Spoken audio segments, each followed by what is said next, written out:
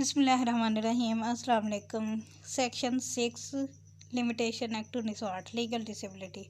Legal disability ऐसी disability को कहते हैं जिसकी वजह से कोई शख्स सूट फाइल नहीं कर सकता या जिसके खिलाफ सूट फाइल नहीं किया जा सकता क्योंकि वो लीगली डिसेबल्ड पर्सन हो जाता है। वो कौन कौन से पर्सन है लीगली डिसेबल्ड पढ़ते हैं। Where a person entitle to institute a suit, जब किसी शख्स के पास टाइटल हो के वो सूट फाइल कर सकता हो और प्रोसीडिंग या प्रोसीडिंग इनिशिएट कर सकता है। सूट और प्रोसीडिंग का लफ्ज़ अलग अलग जब आता है तो ये सूट से मुराद सिविल सूट होता है और प्रोसीडिंग से मुराद क्रिमिनल प्रोसीडिंग होती है।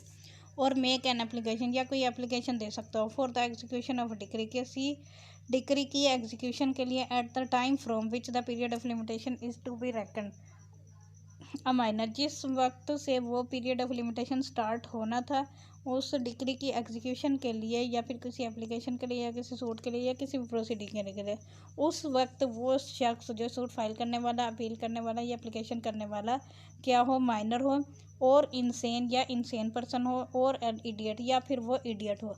इंसेन पागल को कहते हैं और इडियट बेवकूफ़ को कहते हैं और माइनर जो अंडर 18 ईयर्स एज होता है।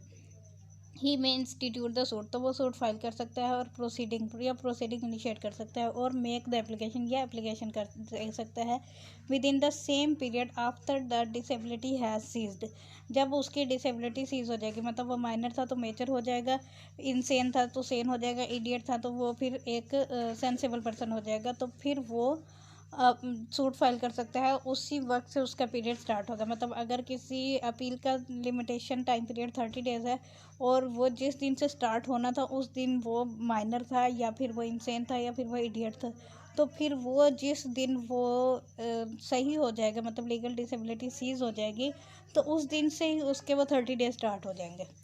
ठीक हो गया। अच्छा जी, आगे क्या कहता है, within the same period after the disability has cease, जब डिसेबिलिटी सीज ख़त्म हो गई, as would otherwise have been allowed from the time prescribed therefore in the third column of the first schedule। First schedule के third column में वो time period बताया गया कि कब से पीरियड रेकन किया जाएगा, मतलब कब से लिमिटेशन पीरियड स्टार्ट होगा, किस दिन से, वो फर्स्ट शेड्यूल के थर्ड कॉलम में लिखा गया।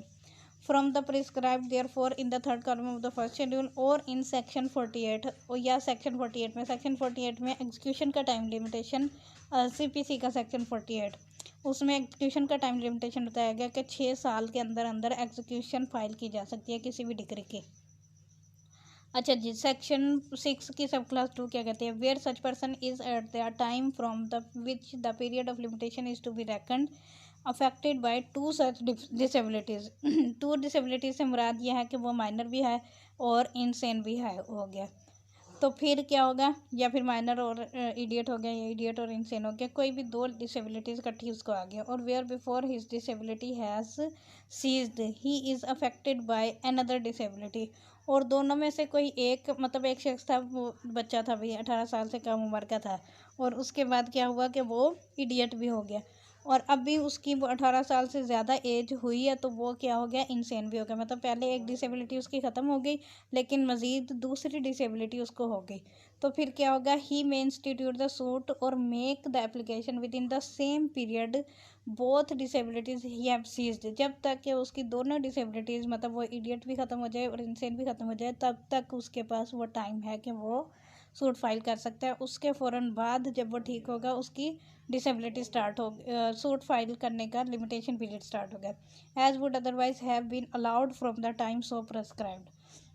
आर्टिकल सेक्शन 6 के sub class 3, where the disability continues up to the death of the such person, अगर वो मतलब इंसेन था और वो इंसेन ही मर गया तो फिर क्या होगा, his legal representative may institute the suit और make the application within the same period after the death as would otherwise have been allowed from the time so prescribed. तो फिर उसके लीगल रिप्रेजेंटेटिव के पास वो right आ जाएगा और उसके मरने के फ़ौरन बाद से वो टाइम पीरियड स्टार्ट होना शुरू हो जाएगा। मतलब अगर अपील थी तो वो उस जिस दिन उसकी डेथ हुई है उससे अगले दिन से ही वो अपील के 30 दिन शुरू हो जाएंगे। 30 दिन के अंदर अंदर उसके रिप्रेजेंटेटिव सूट वो अपील कर सकते हैं या फिर सूट का जितना टाइम लिमिटेशन है या उस एप्लीकेशन का जितना टाइम लिमिटेशन है वो उसकी डेथ के फ़ौरन बाद स्टार्ट हो जाएगा। 4 section 6 class 4 where such representative is at the date of death affected by any such disability. अब ये इंटरेस्टिंग बात है कि अगर उसके मरने के बाद उसका रिप्रेजेंटेटिव जैसे कि एक शख्स था, वो इंसेन था, वो मर गया, या इडियट था, वो मर गया, अब उसके पास राइट था सूट फाइल करने का, लेकिन अब वो तो चूँकि मर गया तो उसके रिप्रेजेंटेटिव के पास आ गया। रिप्रेजेंटेटिव उसका बेटा है। अब उसका बेटा भी इंसेन है या इडियट है या फिर माइनर है, तो फिर क्या होगा? Affected by any such disability the rules content in sub section 1 and 2 shall apply. ये 1 और 2 में हमने जितने पढ़े हैं वो अप्लाई होंगे, यानी कि उसकी जब तक वो लीगल डिसेबिलिटी सीज नहीं हो जाएगी तब तक उसका लिमिटेशन पीरियड स्टार्ट नहीं होगा। जैसे ही वो लीगली डिसेबिलिटी सीज होगी तब से उसका टाइम पीरियड स्टार्ट हो जाएगा। सेक्शन 6 लीगल डिसेबिलिटी, ये बहुत ज़्यादा इंपॉर्टेंट सेक्शन है किसी भी एग्ज़ाम के हवाले से, चाहे वो LLB है, LLM है, या फिर जुडिशरी, कोई भी लिमिटेशन एक्ट का बहुत मोस्ट इम्पोर्टेंट सेक्शन है ये section 6 legal disability. Hope so कि मैंने कंप्लीटली समझाने की कोशिश की है। Thank you for listening. अल्लाह हाफिज़।